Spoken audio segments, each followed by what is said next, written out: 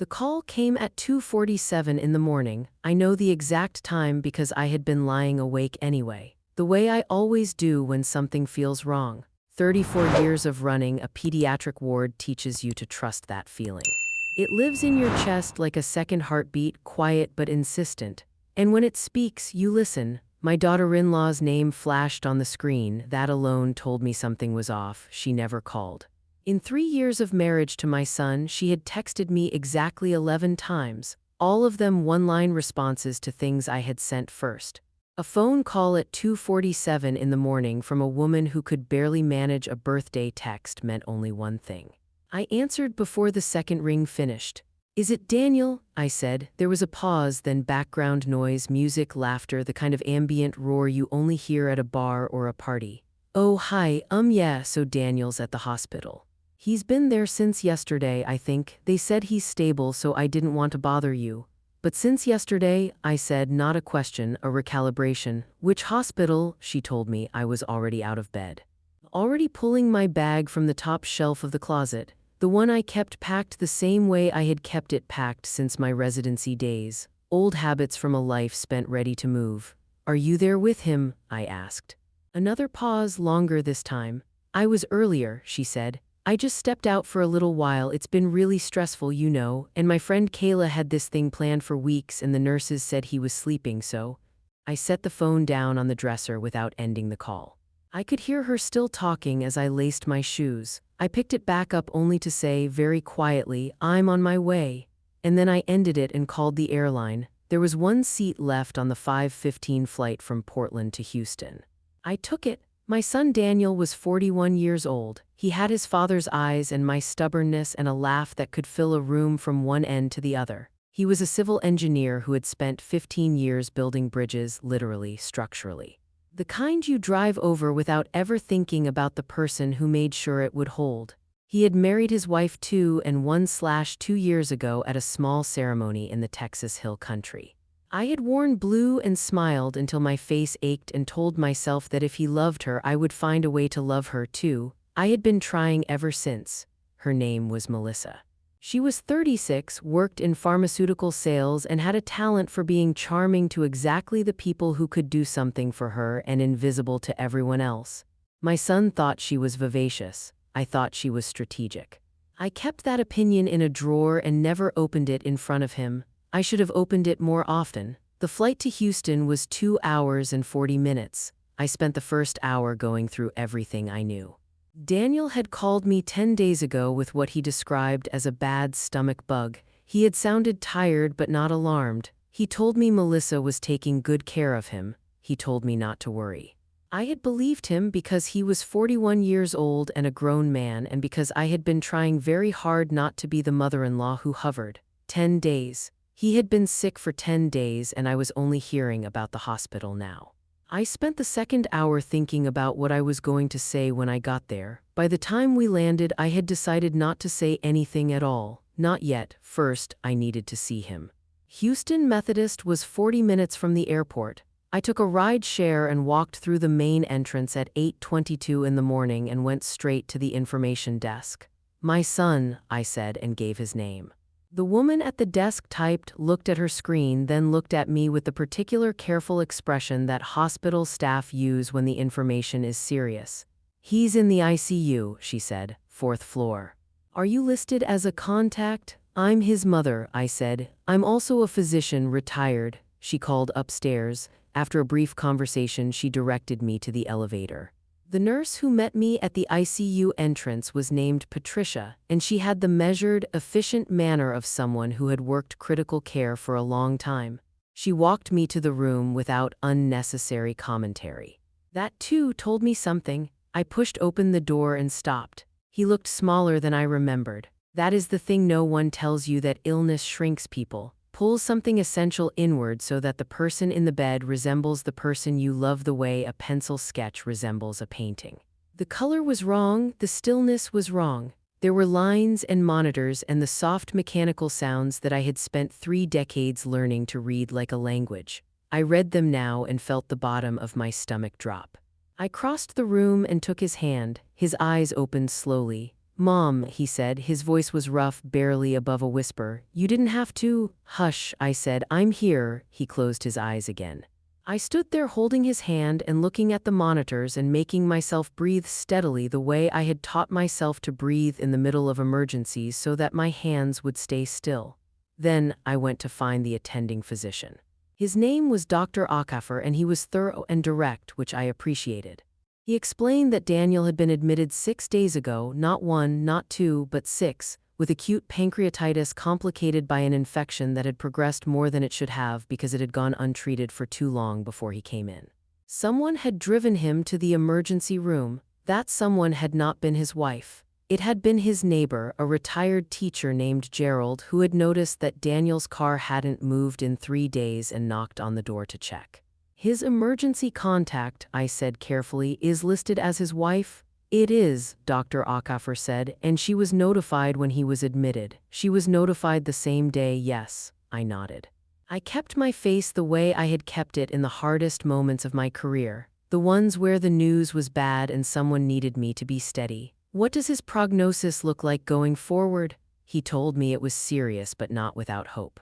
The infection was responding to treatment now. The next 72 hours were critical. With proper monitoring and care, Daniel had a real chance. He's going to need someone here, I said.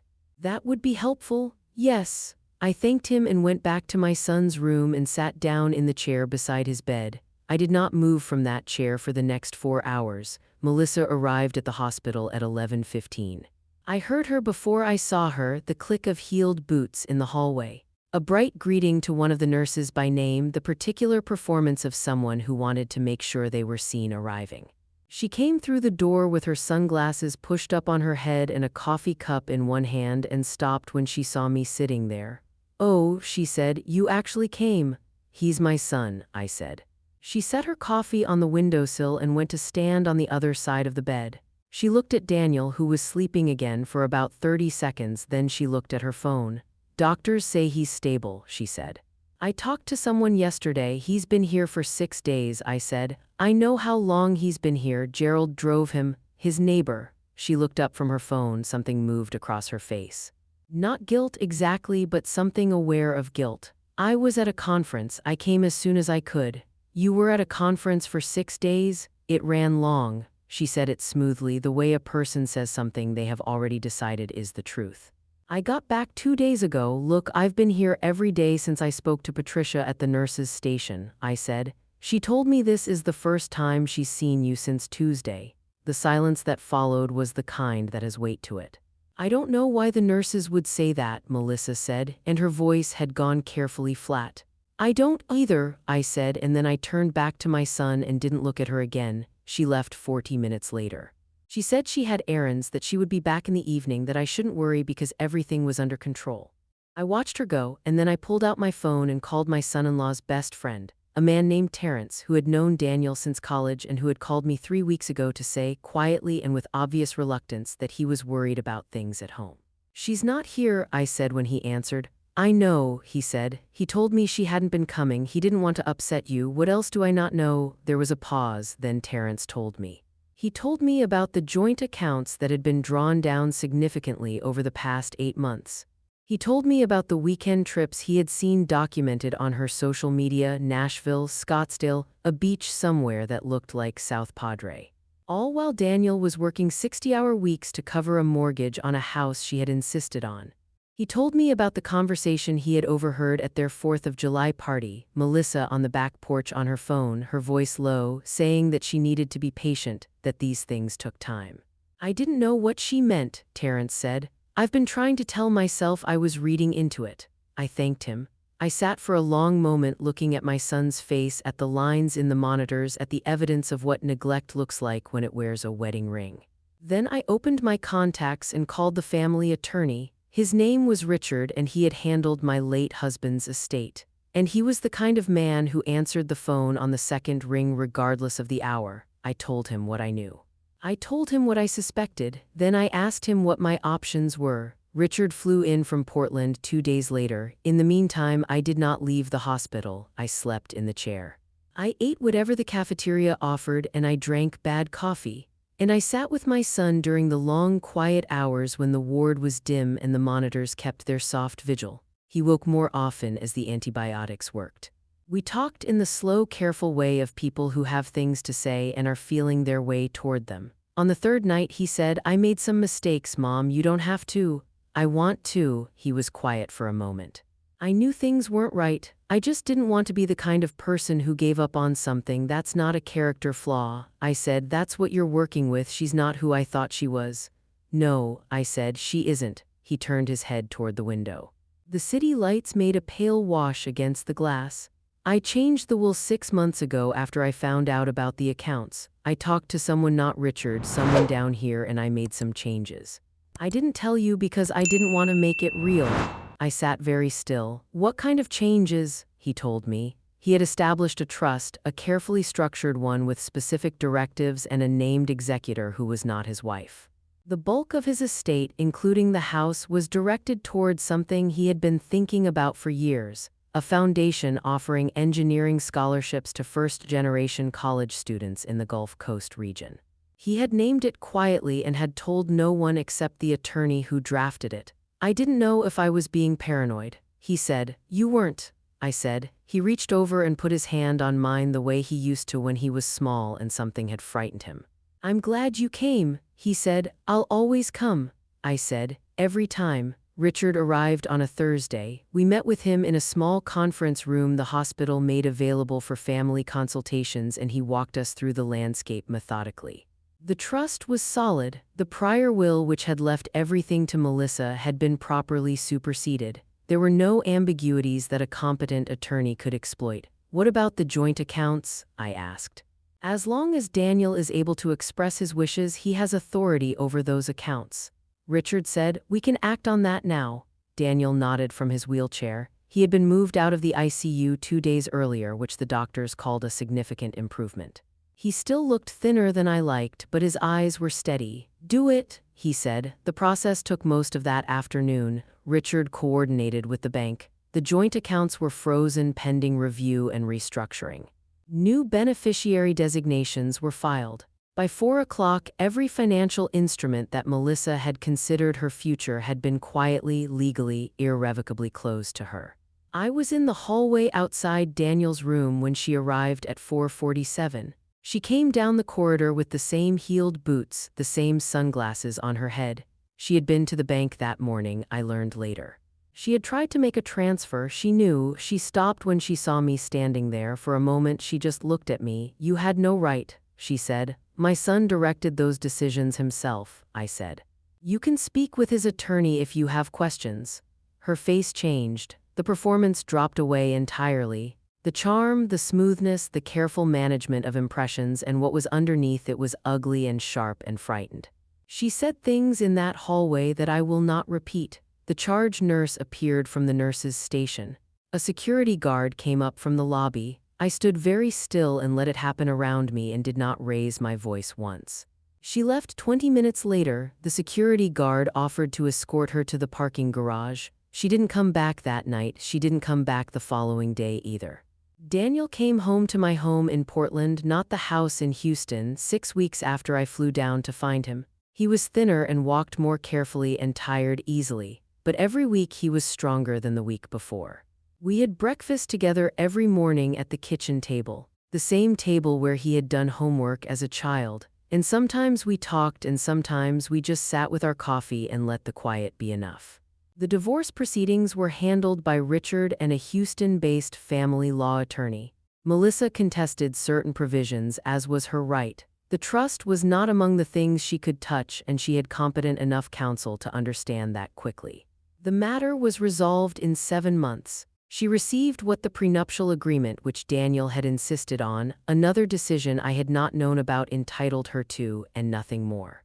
The Engineering Scholarship Foundation made its first awards the following spring. 11 students, all first generation, all studying civil or structural engineering at Texas universities. Daniel attended the small ceremony in Houston, and I went with him, and I watched him shake each student's hand and say something to each one that made them stand a little straighter. On the flight home, he fell asleep against the window the way he had on long car trips when he was 7. I sat beside him and looked out at the clouds below us and thought about the 2:47 call, the packed bag, the last seat on the 5:15 flight. I thought about Gerald, the retired teacher next door who had noticed a car that hadn't moved in 3 days and decided it was worth knocking. I thought about how close it had been, how many things had to go exactly as they did. Gerald noticing, me answering, Daniel having quietly, carefully, in the painful private way of someone who has figured something out and is not yet ready to say it aloud, having already protected himself. Before I left Houston the first time, I had asked Patricia at the nurse's station to add my name to Daniel's emergency contacts. "Number 1, she said. "Number 1, I said. She typed it in and didn't say anything else. But she gave me a small nod that held a great deal in it, the way that people who have worked in hospitals long enough can communicate whole paragraphs in the economy of a single gesture. I nodded back. I knew the language. There is something I want to say to anyone who is watching this and has felt that same 247 feeling, the one that lives in your chest, quiet but insistent, that tells you something is wrong before you have any evidence that something is wrong. Listen to it. I spent 3 decades telling young residents to trust their clinical instincts, that the data mattered and the numbers mattered, but that the feeling a skilled physician gets in a room, the one that says something here is not adding up, was information too real and worth attending to. That does not stop being true outside of a hospital. When something tells you to call, when something tells you to ask the question you have been avoiding, when something tells you to get on a plane at 5 o'clock in the morning with a bag you kept packed out of old habit, listen to it. My son is sitting at my kitchen table right now reading the news on his phone, stealing the last of the good coffee. Last week he drove 4 hours to help his friend Gerald replace a section of fence that had come down in a storm. He came home sunburned and tired and happier than I had seen him in years. That is what it looks like when someone who almost wasn't here still is. I packed his bag myself when he flew back to Portland for the first time, made sure the zipper worked, left a note inside the front pocket the way I used to when he went to summer camp when he was young and the world was smaller and I was the one who made sure the zipper worked and the note was there. He texted me when he found it, just a single line. "I love you, Mom, thank you for coming. I keep it in my phone, I will keep it there for the rest of my life. Some things you do not need to save because you will never forget them, but you save them anyway because they are the truest evidence you have that what you did was worth doing. This was worth doing, it is always worth doing."